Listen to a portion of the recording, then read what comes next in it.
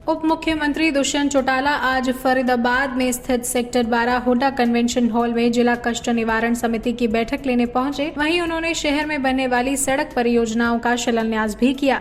इस मौके पर उनके साथ विधायिका सीमा त्रिखा, विधायक राजेश नागर तथा विधायक नैनपाल रावत के साथ व तमाम विभागों के अधिकारी मौजूद रहे। सुनवाई करते हुए उन्होंने कई शिकायतों का मौके पर ही निपटारा किया। वहीं कुछ शिकायतों को अगली बैठक तक जरूरी दिशा निर्देश देते हुए पेंडिंग छोड़ दिया। पावर संकट को नकारते हुए उप मुख्यमंत्री ने कहा कि हमारे पास पर्याप्त भोले का भंडार है।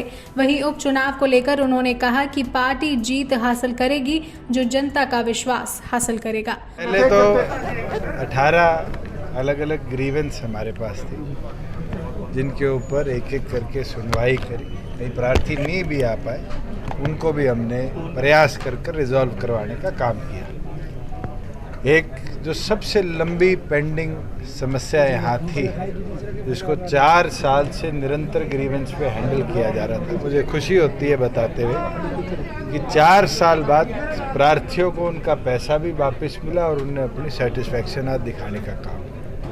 एक ऐसा केस और था जहाँ एक लेडी के स्टैम्प पेपर अधिकारियों द्वारा गुमा दिए गए थे। टाइम एक्सपायर होने के बाद उस पर भी ये निर्णय लिया गया है कि उसकी स्टैम्प की जो वैल्यू है उसको रिफंड हम करने का काम करें। जहाँ एक कॉलोनी की पानी की समस्या थी, नेक्स्ट ग्रीवेंस तक डे टू डे मॉनिटरिंग करी जाएगी और उसको पर्याप्त मात्रा में पानी पहुँचाने की व्यवस्था बनाई जाएगी। अलग अलग विभागों की संबंधित समस्या थी और मुझे विश्वास है कि जितने प्रार्थी आए वो सेटिस्फाइड भी रहे हैं और उनकी समस्याओं को रिजॉल्व करवाया जाएगा। एक्सेप्ट एक जो समस्या दिल्ली की कोई रजिस्टर्ड सोसाइटी की है, उसके अंदर हमारी आईएएस गरिमा मित्तल है, डेडिकेटेडली अब उनको इसके अंदर जिम्मेवारी दी जाएगी कि वो इसको पर्सनली पूरे को मॉनिटर करें और इसकी रिपोर्ट अगली ग्रीवेंस तक देने का काम करें। साथ में 7 अलग अलग प्रोजेक्ट्स थे जिनका आज या तो नींव पत्थर रखा गया है या शुभारंभ किया गया है, जो फरीदाबाद के विकास के लिए डेडिकेटेडली यूटिलाइज आने वाले दिनों में होंगे या आज से होना शुरू होगा। की कमी जो बनती जा रही है, कुछ मुख्यमंत्री ने प्रधानमंत्री को चिट्ठी लिखी है, ऐसे में हरियाणा में भी बिजली की कमी हो सकती है। हमारे पास आज के दिन भी 22 दिनों का कोयला पर्याप्त मात्रा में हमारे अलग अलग थर्मल्स में पड़ा है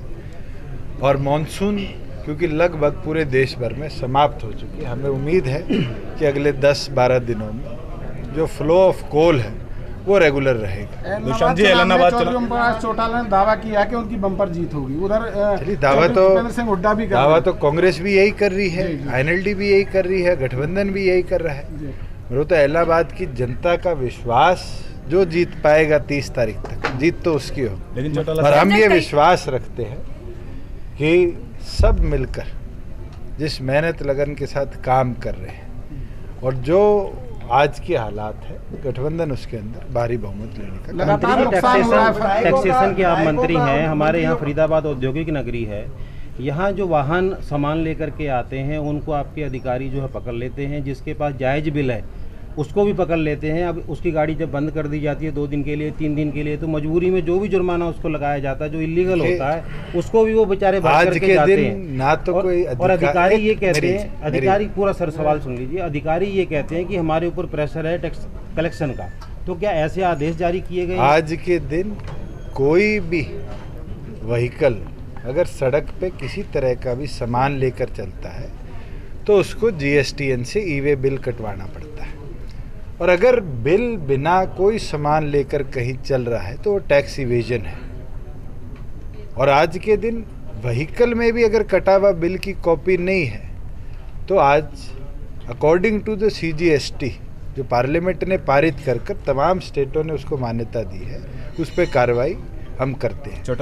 एक बहुत बड़ी समस्या जो हमारे आगे पहले आती थी मॉड्यूल 1 में, क्योंकि हम मॉड्यूल 1 स्टेट्स में थे और मॉड्यूल 2 को जीएसटी ने बना रखा था, उसके अंदर हमारे पास जो दूसरी स्टेटों से सामान आता था मिनट टू मिनट उसकी रिपोर्टिंग नहीं थी। 31 जून के बाद 1 जुलाई से प्रदेश भर में मॉड्यूल 2 को हमने अपनाया और मॉड्यूल 2 को अपनाने के बाद इसकी मॉनिटरिंग बढ़ी। फेक फर्में, फेक इन्वॉइसेस जो दिल्ली से उत्तर प्रदेश से, राजस्थान से, पंजाब से, हिमाचल से, हमारे सटे हुए तमाम राज्यों से जो व्हीकल्स के माध्यम से हमारे स्टेट में आते थे और उसकी इमीडिएट ट्रैकिंग नहीं हो पाती थी, उसके कारण डिलेज होता था। ये समस्या मेरे सामने भी आई थी और इसको हमने सख्ती के साथ निपटने के आदेश दिए हैं। स्पेशलाइज्ड एक यूनिट हमने, एक IRS ऑफिसर है, एडिशनल एक्साइज टैक्सेशन कमीशन, उनके अंदर बनाया है जो इस पूरे मामले को मॉनिटर कर रहे हैं। और आपको बताते हुए खुशी होती है कि एक पिज़्ज़ा कॉर्नर भी 1.5 करोड़ की सेल करता था जोमेटो से और सरकार को 5% की बजाय 1% टैक्स देता था।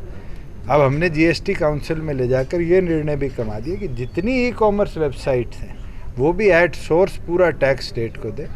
आज के दिन अगर आप किसी भी कंज्यूमर से प्रोडक्ट के ऊपर पूरा टैक्स लेते हैं और टैक्स की चोरी करते हैं तो आपके खिलाफ सख्त कार्रवाई इस कानून के जो चीजें हो रही विरुद्ध मेरा होगी। सवाल उस संदर्भ में था जिनके पास सारे अगर कागज हैं, आपके सारी पास चीजें हैं। कोई स्पेसिफिक ऐसा केस है जी। तो आप मेरे आगे पुटअप कर दीजिए, मैं उस अधिकारी के विरुद्ध में भी सख्त कार्रवाई। सर, किसान आंदोलन को लेकर नगर निगम की उससे बात काफी कर जाए नुकसान लगभग हरियाणा का हुआ है। एक जना और मजदूर भी वहाँ से आपकी पलायन मेरे करने को शुरुआत नहीं समझ आई। चलो नगर निगम एक 200 करोड़ रुपए का घोटाले का मामला है, लगातार उसकी जांच भी चल रही है, लगभग 1 साल के आसपास हो गया। सर, विजिलेंस जांच पूरी होने को नहीं देती, कई विजिलेंस जांच पेंडिंग पड़ी हुई है। मेरे संज्ञान में ना तो ये मामला आया, अगर डिटेल दोगे तो मैं जरूर इस पे जवाब। सर आप सरकार की बात कर रहे हैं, जीत की बात कर रहे हैं इलाहाबाद चुनाव पर, तो जिस तरीके से किसानों को लगातार विरोध कर रहे हैं आपके कैंडिडेट का, क्या लगता है उससे? विरोध करना सबका अधिकार है।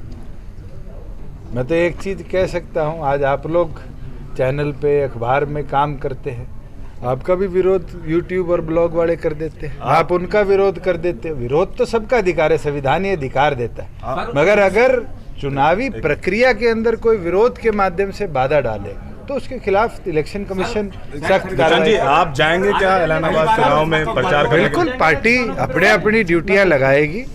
पीछे बैठक थी जॉइंटली, उद्योगों से उसके संबंधित सवाल है। 3 साल तक नहीं बनती सर, आज आपने पहली बार उद्घाटन किया है कि ये सड़कें कब तक बनेंगी सर?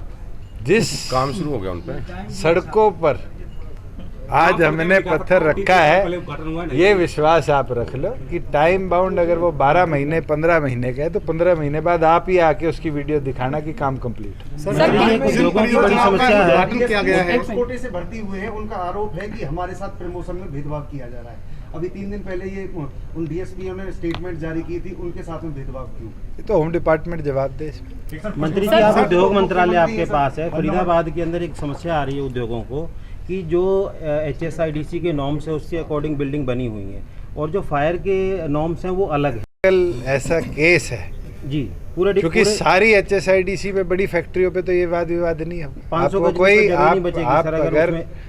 कोई स्पेसिफिक केस है उसको पुटअप सर, एक कराइए। आखिरी सवाल है, सर, धरने किसान पर बैठे हुए हैं किसान और उसकी वजह से वहाँ पर काफी लोगों का नुकसान हो रहा है, हरियाणा का भी काफी नुकसान हुआ है, मजदूर पलायन को तैयार हैं, क्या आप कहना चाहेंगे? मैं तो सबसे रिक्वेस्ट करता हूँ कि पीसफुल प्रोटेस्ट सबका अधिकार है, मगर उस प्रोटेस्ट के माध्यम से अराजकता फैलाना या किसी का राइट ऑफ वे रोकना ये आपका अधिकार नहीं है।